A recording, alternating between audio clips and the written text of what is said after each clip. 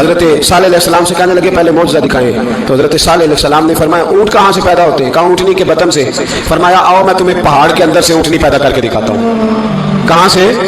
پہاڑ کے اندر سے۔ حضرت نوح ساتھ لے کے گئے تو پہاڑ کے اندر سے اونٹنی نکلی، اور اونٹنی بھی گابن تھی، اس کے پیٹ میں بچہ، اور اونٹنی اتنا دودھ دیتی تھی کہ ساری بستی دودھ پی جاتی تھی، پھر بھی دودھ بٹ جایا کرتا تھا۔ لیکن حضرت نوح علیہ السلام نے فرمایا تم نے دیکھ تو لیا یہی سے، یہ جتنا دودھ دے گی روٹی بھی اتنی کھائے گی۔ ایک دن تم سارے پانی پیو گے، ایک دن یہ سارا پانی پیا کرے گی۔ ایک دن تم سارے باقی جانوروں کو گھاس کھلاؤ گے، ایک دن یہ اونٹنی، اور اونٹنی کا نام کیا؟ ناقۃ اللہ، اللہ کی اونٹنی۔ کس کی اونٹنی؟ نام کیا ہے؟ اللہ کی، یہ اللہ کی اونٹنی ہے۔ تو حضرت نوح علیہ السلام کی اونٹنی فرمایا اس کی بے ادبی نہ کرنا۔ باز نہیں آئے لوگ، باز نہیں آئے، کہنے لگا جی دودھ دینا تو ٹھیک ہے، پر یہ جو سارا پانی پی جاتی ہے نا یہ صحیح نہیں، یہ جو ساری گھاس کھا جاتی ہے یہ نہیں ٹھیک، دودھ دینا تو ٹھیک ہے پر یہ نہیں صحیح۔ آپ نے فرمایا اسے کچھ نہ کہنا، اللہ کی اونٹنی ہے۔ میں کہا کرتا ہوں ان لوگوں نے ناقۃ اللہ کی بے ادبی کی، حضرت نوح علیہ السلام کی اونٹنی کی ٹانگیں کاٹ دی صالح علیہ السلام نے۔ اور دیکھو اللہ بڑا بے نیاز ہے، اگر پیدا کرنا جانتا ہے تو حفاظت کرنی نہیں جانتا، لیکن رب کریم نے فرمایا نہ کرنا۔ انہوں نے ان کے پیر کاٹ دیے، کانوں پہ چھریاں لگائیں۔ اونٹنی جب مر گئی، اونٹنی اللہ تبارک و تعالیٰ کی اونٹنی جب مر گئی تو حضرت صالح علیہ السلام کی قوم پر رب کریم نے زلزلہ بھیجا۔ اذا زلزلت الارض زلزالها، جب زلزلے آئیں گے اور جب ان کا زلزلہ آنا ہے، زلزلہ آتا ہے نا، کیا کرتی ہے قوم؟ لا الہ الا اللہ، لا الہ لا الہ الا اللہ، کلمے جاری ہو جاتے ہیں۔ بلکہ ایک دفعہ ایسا بھی ہوا کہ مسجدوں میں اعلان ہونے لگے زلزلہ آ رہا ہے، جو فجر کے لیے نہیں اٹھے زلزلے کے لیے وہ بھی اٹھ گئے، جن کا دعویٰ ہے نا میری سویرے آنکھ نہیں کھلتی، ان کی لگی نہیں کتنے گھنٹے، بعد میں بھی نہیں لگی، ٹی وی پہ اعلان ہوتے رہے کوئی نہیں آ رہا سو جاؤ چپ کر کے، لیکن آنکھ لگی۔ موت سے تو ڈرتا ہے، اللہ سے ڈرتا ہی نہیں، موت کا خوف ہے رب کا نہیں۔ زلزلہ آیا ساری قوم تباہ ہو گئی۔ بتاؤ اگر ناقۃ اللہ کی گستاخی ہو تو اللہ ناراض ہو جاتا ہے، اور اگر اولیاء اللہ کی ہو، اگر اولیاء اللہ کی ہو تو رب ناراض نہیں ہوتا؟ شرم نہیں آتی لوگوں کو داتا صاحب کی بے ادبی کرتے، شرم نہیں آتی لوگوں کو غوث اعظم کی گستاخی کرتے، حیا نہیں آتی جنہوں نے دین پھیلایا ان کی بے ادبی؟ میں درد سے کہتا ہوں، رو کے کہتا ہوں، اور اگر کلیجہ پھٹ سکے تو میں دکھاؤں زخم کتنے۔ ایک حج کے موقع پر ایک بابا جی، اس سال 4,80,000 روپے کا پرائیویٹ حج تھا، اور بابا جی کی کیفیت کمزور تھی، بیچارے بیمار تھے، اس کے باوجود وہ گئے۔ بوڑھے آدمی جا کے بیٹھیے، بزرگ، اور کتنی مشکل ہے وہاں منا، مزدلفہ، عرفات، طواف زیارت، کتنا مشکل کام ہے طواف زیارت کرنا، طواف وداع کرنا، کس کٹھن سے حج کیا، بڑھاپے میں پیسے بھی لگائے۔ اور جب وہ روضہ رسول پہ گئے صلی اللہ، اور انہوں نے جا کے نبی پاک صلی اللہ علیہ وسلم کے روضے کی طرف منہ کر کے درود شریف پڑھا تو ایک ملا نے اٹھ کے کہہ دیا تو مشرک ہے، تو میری روح کانپی۔ میں نے کہا تجھے شرم نہیں آئی، حیا نہیں آئی؟ اس کی عمر دیکھ، کس بڑھاپے میں کہاں سے چلا کہاں آیا۔ یہ مشرک ہوتا تو کسی مندر میں جاتا، یہ مشرک ہوتا تو کسی گرجے میں جاتا، یہ مشرک نہیں، یہ مومن ہے، اور یہ وہ والا مومن ہے جس کے سینے میں دل جب دھڑکتا ہے تو خالی دھڑکتا نہیں، ساتھ وہ محمد عربی پہ درود و سلام بھی کرتا ہے۔ شرم نہیں آتی لوگوں کو، اتنی بڑی گستاخی کرتے ہیں۔ جو روضہ رسول پہ آیا مشرک ہے۔ میں نے جو مولوی کو صاف صاف کہا تھا، میں نے کہا اگر میں مشرک ہوں تو نکالو، مشرک کا داخلہ تو یہاں ویسے ہی منع ہے۔ شرم نہیں آتی اپنی زبان کا پاس کرو کچھ؟ اتنا ظلم، اتنی بڑی فرقہ واریت امت میں، اتنا امت کو تقسیم کرتے ہو، تمہیں شرم نہیں آتی؟ جہاں سے اتحاد کا پیغام دینا چاہیے وہاں سے تم لوگوں کو فرقے کا پیغام دیتے ہو، ایک مقصود فرقے کی تبلیغ کرتے ہو۔ خدا را، تو میں کہہ رہا ہوں ناقۃ اللہ کی بے ادبی بھی عذاب آتا ہے، تو اولیاء اللہ کی بے ادبی میں نہیں آتا؟ داتا صاحب ساری دن کی تبلیغ کرتے رہے، ایک آدمی نے اٹھ کے کہہ دیا جناب وہ تو شرک کا اڈا ہے، تو رب کریم ناراض نہیں ہوتا ان باتوں سے؟ ہمیں خیال کرنا چاہیے، اللہ سے ڈرنا چاہیے، ان چیزوں سے عذاب آتا ہے اور آ رہا ہے، اللہ تعالیٰ ہمیں محفوظ فرمائے۔ اللہ ہمیں اس سے، قوم لوط پہ بھی عذاب آیا، ہم جنس پرستی، مرد مردوں سے بدکاری کرتے ہیں۔ حضرت نوح نے سمجھایا کہ یہ کام درست فطرت کے خلاف ہے، یہ کام درست نہیں۔ جب انسان یہ کام کرتا ہے تو زمین اور آسمان کانپتے ہیں۔ اب میں کیسے کھول کے بتاؤں، میرے پاس اعداد و شمار ہیں کہ پاکستان کے اندر اس کام کی کیفیت کیا ہے، اور کس طرح کر کے لوگ، میں تو رونا روتا رہتا ہوں داڑھی کا۔ لوگ کئی دفعہ کہتے ہیں حضرت صاحب پہلے بھی آئے تھے تو داڑھی کی بات، پھر بھی آئے تو داڑھی کی بات، تو میں رونا روتا ہوں۔ اس لیے روتا ہوں کہ جو کلین شیو نوجوان ہوتا ہے وہ امرت کے حکم میں ہے، اس پر وہی حکم لگتا ہے جو عورت پہ لگتا ہے، اس کے ساتھ مرد کا اٹھنا بیٹھنا اسی طرح ناجائز ہے جس طرح عورت کے ساتھ۔ حضرت جنید بغدادی رحمۃ اللہ تعالیٰ علیہ کے سامنے ایک شخص نے کہا کتنا خوبصورت نوجوان جا رہا ہے، تو آپ فرمانے لگے تو حافظ قرآن نہیں؟ کہا ہاں۔ فرمانے لگے جو آپ نے حفظ کی خیر بنا۔ وہ شخص کہتا ہے میں نے اس بغیر داڑھی والے کلین شیو نوجوان کو بری نظر سے دیکھا، مجھے قرآن پاک ہی بھول گیا، سارا قرآن پاک بھول گیا۔ اور کتنے سال میں دعائیں کرتا رہا, بیت اللہ کے طواف کرتا رہا, میں یاد بھی کرتا تو نہیں ہوتا. کیسے اب تو ہمارا نعت کہاں بیوٹی پارلر سے ہو کے آتا ہے, ہم کسی اور کو کیا پیغام دیں. وہ پیغام, وہ نظام, وہ طریقہ کار جس کا حکم تھا شریعت میں, قوم لوط پر عذاب آیا. صحیح بیٹھتے ہوں گے بچے جو موٹر سائیکلوں پہ بیٹھتے ہیں. میں نے گجرانوالہ کی سڑکوں پہ بچوں کو, نوجوانوں کو جو تماشے کرتے سرے عام دیکھا ہے تو مجھے ڈر لگتا ہے.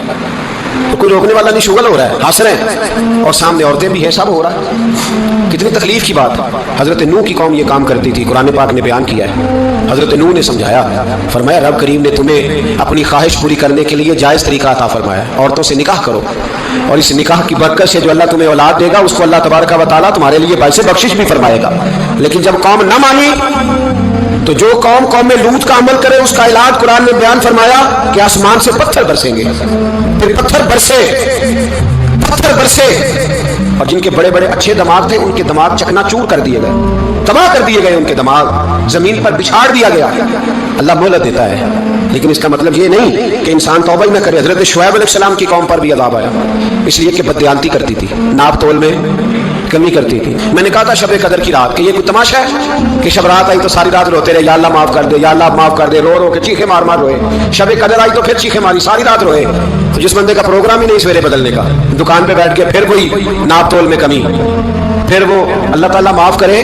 میں ایک مضمون پڑھ رہا تھا تو وہ فوڈ کے اسپیشل لوگ نے لکھا تھا مہربانی کرو ملاوٹ ہی اچھی چیز کی کر لو, مرچ میں کیری تو نہ ملاؤ اینٹوں کی, وہ تو بیمار کرتی ہے, وہ تو خون کی آنتوں کو روک دیتی ہے. وہ کہنے لگا, اور وہ کہتا ہے میں تمہیں بتاتا ہوں کون کون سی چیز ملائی جا سکتی ہے, وہ ملا لو. خدا را اس قوم پہ رحم کرو, مہربانی. ایک دوست ہے ہمارے, میں وزیر آباد میں ان کے گھر بیٹھا تھا تو ایک میڈیکل, میرا کسی شخص پہ اعتراض کرنے کا میں مجموعی بات کرتا ہوں. میں ایسے ڈاکٹروں کو جانتا ہوں جو اللہ تعالیٰ فضل کرے, سچ مچ کے نیک ہیں, اچھے لوگ. تو بچے کا میڈیکل سٹور ہے, تو والد بیمار ہو گیا, تو کہتا ہے ابا جی ڈاکٹر صاحب نے کہا آپ کو ڈرپ لگنی ہے. تو سگے باپ کو ڈرپ لگانے لگا تو باپ کیا کہتا ہے پتر تیری مہربانی, مینوں کوئی اصلی لائی, وہ نہ لائی جڑی لوکاں نوں لانا ہے. اب وہ پیار سے سنا رہا ہے بات. میں نے اسے کہا کہ یہ تو ڈوب مرنے کا مقام ہے نا, ڈوب مرنے کا مقام, جس ملک کے اندر دوائی بھی صحیح نہ بکے, اصلی نہ ملے دوائی بھی, اور پھر وہ قوم کہے کہ ہم نے تو پورے روزے رکھے, ہم نے تو بڑا صدقہ اور خیرات کیا, دوائی بھی اصل نہ ملے. جناب شعیب علیہ السلام کی قوم ناپ تول میں کمی کرتی تھی, تو اللہ تبارک و تعالیٰ نے ان پر بتا عذاب کس طرح کا بھیجا. شدید گرمی ہوئی, اللہ ہمیں محفوظ فرمائے. سارے آمین کہہ دیا, دیکھیں کتنا اچھا موسم کر دیا رب کریم, اللہ ہمیں محفوظ فرمائے, اللہ رحمت فرمائے. شدید گرمی کی لہر آئی, باہر اتنی گرمی ہوئی کہ لوگ اپنے گھروں میں گھس گئے. جس طرح سورج کی شعائیں گھروں کے اندر داخل ہو جاتی, اس طرح گرمی کی لہر اندر داخل ہوئی. اور جس طرح کسی کو آگ لگ جائے تو وہ آدمی اچھلتا کودتا ہے نا, اس طرح یہ لوگ اچھلنے لگے اور اچھل کود کے مر گئے. جرم کیا تھا؟ ناپ تول میں کمی کرتے. حضرت داؤد کی قوم بھی تباہ ہوئی. جرم کیا تھا؟ ہفتے والے دن مچھلیاں نہیں پکڑنی تو یہ پکڑتے تھے. حکم ہے نا مسلمان کو نماز کے ٹائم کوئی اور کام نہیں کرنا, نماز پڑھنی ہے. میرا خیال ہے مسلمان تو فٹافٹ آ جاتے ہیں, سارے پہنچ جاتے ہیں نا مسجدوں میں. ہلکا ہلکا بول رہے ہیں آپ, کیوں نہیں پہنچتے؟ اگر حضرت سیدنا, اور پتہ انہیں سزا کیا ملی, اللہ نے فرمایا اس ٹائم عبادت کرنے کا کام نہیں کرنا, وقت نہیں ہے کام کا. انہوں نے مچھلیاں پکڑی, 12,000 لوگ تھے. پتہ مالک نے سزا کیا دی, بندر بنا دیا. اللہ کریم قرآن مجید کا پہلا سپارہ پڑھے, فجعلناها نکالا لما بین یدیها وما خلفها. اللہ فرماتے ہیں پچھلوں کے لیے بھی عبرت بنا دیا, بعد والوں کے لیے بھی عبرت, نشان عبرت بنا دیا. بندر بن گئے, اور جو ان کے دوست جو بچ گئے تھے ان کے پیر چومتے تھے, روتے تھے.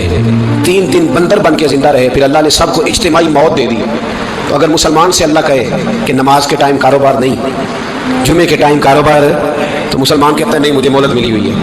یہ تو اس وقت پتہ چلتا ہے نا جب بچے ڈیوٹی لگاتے, ہاں ہاں ہاں عذاب آتا ہے, اس وقت پتہ چلتا ہے. میں نے دیکھا یہ منظر, اس وقت پتہ چلتا ہے جب بچے کسی ملازم 6,000 کی ڈیوٹی لگاتے, کہتے ہیں ابے کا دھیان رکھنا, ہم دکان پہ بیٹھنے لگے. پھر اسے سمجھ آتی ہے اگر میں نماز کے ٹائم مسجد میں ہوتا تو آج میری اولاد میری خدمت میں ہوتی. میں نماز کے ٹائم مسجد نہیں گیا تو بچوں نے 6,000 کا ملازم اٹھایا, ابا جی کا خیال رکھ, ایک نرس بلائی ہے, تو خیال رکھ. کدھر ہوتے ہیں مسلمان نماز کے ٹائم؟ ایک عیسائی نے اعتراض کیا ہے, سنیں, وہ کہتا ہے مجھے لگتا ہے مسلمانوں کے 3 خدا ہیں. مسلمان اڑ گیا, کہنے لگا نہیں ہمارا تو ایک ہے. کہا نہیں 3 ہے, معاذ اللہ استغفر اللہ, ہمارا ایک ہے. کہنے لگا نہیں میں ثابت کرتا ہوں, ایک تمہارا خدا 5 نمازوں کا ہے, ایک رمضان کا ہے, ایک عید کا ہے. لگتا ہے معاذ اللہ عید والا زیادہ تگڑا ہے, تم زیادہ آتے ہو. رمضان والا لگتا ہے اس سے کچھ کمزور ہے, تم تھوڑے آتے ہو. اور 5 نمازوں والا شاید سب سے کمزور ہے. بات عقل کی ہے کہ نہیں؟ اس نے اعتراض ٹھیک کیا, تو مسلمان کو چاہیے نا خیال کرے. ایک یہودی نے لکھا تھا, اس نے کہا تھا جس دن مسلمانوں کی تعداد فجر کی نماز میں اتنی ہو گئی جس دن جتنی جمعے میں ہوتی ہے, اس دن نہ کوئی یہودی سازش کرے گا نہ کوئی عیسائی تلوار نکالے گا. شرط یہ ہے کہ یہ اسی طرح فجر پڑھنے آئیں جس طرح جمعہ پڑھنے آتے ہیں. تو پھر کوئی شخص بھی ان کو کسی جگہ شکست دے سکتا, اپنے ہمارے گناہ ہمیں پریشان کر دیں. یہ جتنی آزمائشیں ہیں ان کے پس منظر میں گناہ ہیں. ہماری زندگی کے اندر جتنی تکلیفیں, ہماری پریشانیوں کا سبب ہم خود ہیں. بہت ساری جگہوں پہ ہم غلطی کرتے ہیں, اس کی ہمیں سزا ملتی ہے. غلطی کی سزا. ایک نوجوان نے مجھے بڑی گہری بات سنائی, میرا قریبی تعلق تھا. کہنے لگا گھر میں بڑا مسئلہ ہے, بڑی پریشانی ہے, ماں اور بیوی کا ماحول اتنا سخت ہو گیا ہے کہ نمٹ نہیں سکتا. آپ یقین کریں میں نے ڈیٹیل سے ساری چیز کو اسٹڈی کیا, میرے پاس اتنا وقت نہیں ہوتا, پھر بھی میں نے اس فیملی کو پورا پڑھا. تو غلطی نوجوان کی نکلی, نہ اس پہ اماں اعتبار کرتی ہے نہ بیوی اعتبار کرتی ہے. اس نے جھوٹ بول بول کے اس طرح کی ماحول پیدا کر دیا ہے کہ کوئی اس پر اعتماد کرنے کو تیار ہے. اگر آپ ناراض نہ ہو تو ایک بات کروں, پتہ ہے گھر میں ماحول کب خراب ہوتا ہے؟ باہر والے ہماری تقریر سنتے ہیں, گھر والے ہمارا عمل دیکھتے ہیں. جب وہ دیکھتے ہیں نا کہ یہ کس طرح کا شخص ہے, اس کے رویے, اس کا کردار, اس کا لب و لہجہ کتنا برا ہے اور یہ کردار کا کتنا کمزور ہے. اعلیٰ حضرت فرمایا کرتے تھے نیک وہ ہوتا ہے جس کی تنہائی صاف ستھری ہوتی ہے. اس لیے ماحول بگڑ جاتا ہے. یہ جو ہم کہتے ہیں نا میرے سجن بڑے بنتے ہیں پھر ٹوٹ جاتے ہیں, کچھ لوگ ایسے ہوتے ہیں جو ان کے پاس جاتا ہے انہی کا ہو جاتا ہے. وہ کہیں اور کے قابل کیوں بلا؟ اس لیے کہ ان کے کردار میں ٹھنڈک دیکھتا ہے, ان کے لب و لہجے میں مٹھاس دیکھتا ہے, اس شخص میں اتنی خوبصورتی دیکھتا ہے کہ اسی کا بن جاتا ہے. حضرت ابراہیم بن ادم کے پاس ایک نوجوان آیا, کہنے لگا میں گناہ کرنا چاہتا ہوں. فرمانے لگا بالکل کر, اللہ کا دیا ہوا رزق کھانا چھوڑ دے اور گناہ کر. کہنے لگا یہ نہیں ہو سکتا. فرمانے لگے چل پھر اس طرح کر, رب کی زمین پہ نہ رہ, کسی اور کی زمین پہ چلا جا. کہنے لگا یہ بھی نہیں ہو سکتا. فرمانے لگے چل اللہ کی چھت سے نکل جا.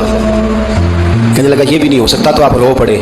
فرمانے لگے پھر جناب اسرائیل جب آئیں تو ان سے کہنا مجھے 2-3 سال کی مہلت دے دے, پچھلی میری گناہوں میں گزر گئی, میں ذرا 3 سال عبادت کر لوں. تو وہ شخص بھی رونے لگا, کہنے لگا حضور وہ مہلت نہیں دیتے, وہ جب لینے آتے ہیں تو پھر لے کے اللہ تعالیٰ نے جب انسان بنانا چاہا نا تو جناب جبریل کو کہا مٹی لے کے آ زمین سے. حضرت جبریل نے مٹی پہ ہاتھ ڈالا تو باقی کی مٹی رونے لگ گئی, اسے جدا نہ کر. تو جناب جبریل چھوڑ کے چلے گئے. حضرت میکائیل کو بھیجا مٹی لا, مٹی پہ ہاتھ ڈالا تو باقی کی مٹی رونے لگ گئی, چھوڑ کے چلے گئے. جناب اسرائیل کو بھیجا, مٹی پہ ہاتھ ڈالا تو باقی کی رونے لگ گئی, چھوڑ کے نہ جاؤ. تو حضرت اسرائیل فرمانے لگے تیرا رونا دیکھو کہ رب کا حکم دیکھو. وہ لے گئے, جب پیش کی تو رب کریم نے فرمایا اسرائیل جان نکالنے کی ڈیوٹی بھی تیری, تو مٹی کو لے آنا, باقی مٹی روتی بھی رہے تو روتی رہے. جب میرا فیصلہ آ جائے تو پھر اس میں کوئی گنجائش, ہم کھاتے بھی اللہ کا ہیں, نافرمانی بھی اس کی کرتے, زمین پہ بھی اس کی چلتے ہیں, نافرمانی بھی اس کی کرتے, حکم کسی اور کا مانتے, چھت پہ رب کریم کی رہتے. اس طرح نظام نہیں چلتا. میرے بھائی یاد رکھ لو, گناہوں کی سزا ملے گی, زندگی تنگ ہو جائے, یہاں بھی آزمائش ہوگی اور وہاں بھی. میں نے درس پہ کہا تھا, پھر بات کہتا ہوں, یہ میں اپنے لیے کہہ رہا ہوں, تو جو ہے میری بات پر دعا فرمایا کرے کہ جو کچھ ہم نظر آتے ہیں اللہ ہمیں ویسا بننے کی توفیق بھی عطا فرمائے. اللہ ویسا بننے کی, یہ مشکل معاملہ ہے, مشکل. لیکن ایک آدمی سیاستدان ہے, اس نے بڑے اچھے نعرے لگائے, انقلاب آ جائے گا, میں غریب کا بھلا کر دوں گا, میں یتیموں کے سر پہ ہاتھ رکھوں گا, میں مجبوروں کی مدد کروں گا, میں دکھیوں کی مدد کروں گا, مزدوروں کو. اس نے اچھے اچھے نعرے سکھائے, اچھا اس نے پیغام دیا. اندر اس کا یہ تھا کہ اقتدار ملے گا تو مرضی کروں گا. لوگ اس کے گرد بھی گئے, اس کی گاڑی کے پیچھے بھی بھاگے, لوگوں نے اس کے نعرے بھی لگوائے, جیب سے پیسے لگا کے اس کے پوسٹر بھی شائع کیے. لوگ اس کے گرویدہ ہو گئے, لوگوں نے پوری, اور میری قوم نے تو بیچاری نے کئی دفعہ دھوکے کھائے. جس نے نعرہ لگایا غریب اسی کے پیچھے مسیحا بن کے چل پڑا. آج دھوکہ دے لیا, لوگوں کو پیچھے لگا لیا. یہ بتاؤ اگر راز کھل جائے, اگر راز کھل جائے کہ یہ دھوکہ دے رہا ہے, یہ فریب کر رہا ہے, تو لوگ اس کا کیا حال کریں گے؟ یہ راز قیامت میں کھل جائے گا. قیامت میں یہ راز یہ کھل جائے گا یہ دھوکے باز تھا. اذا زلزلت الارض زلزالها, جب زلزلہ آئے گا جیسے اس کا آنا ٹھہرا. واخرجت الارض اثقالها, زمین اپنے بوجھ باہر نکال دے گی. اس سے مراد کیا ہے کہ زمین پہ جو جرم ہوئے زمین بتا دے گی, باہر نکل آئے گا.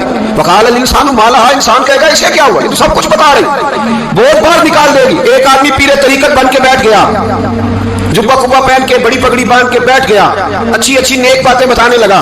لوگ اس کی دست بوسی کرنے لگے, ہاتھ چومنے لگے, پیچھے لگ گئے, خدمت کرنے لگے, جیب سے نذرانہ دینے لگے. اس کے نام پر لوگ اپنی جیب سے لنگر پکانے لگے, خانقاہ کی خدمت ہونے لگی.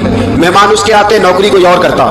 میں نے کہا تھا شاید اپنے لیے کہہ رہا ہوں. ڈیوٹیاں لوگ کرنے لگے, حالات بدلنے لگے, لیکن اس کے اندر تو چور تھا, وہ تو دکاندار تھا. تو یہاں جو اس کے پیچھے لگے تھے وہ تو سچے تھے, انہیں تو اجر ملے گا. لیکن اس کا جب راز کھلے گا تو بڑی رسوائی ہوگی, اس کا جب راز کھلے گا تو بڑی